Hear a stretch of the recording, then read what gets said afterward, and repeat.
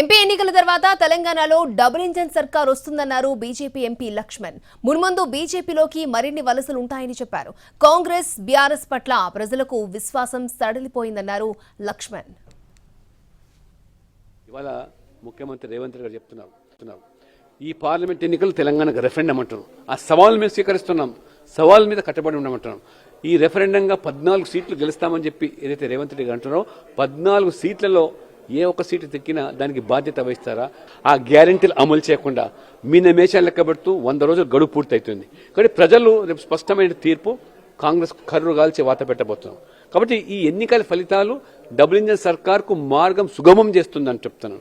మేము మాత్రం కోరుకుంటున్నాం ఈ ప్రభుత్వం 5 సంవత్సరాలు కొనసాగాలని.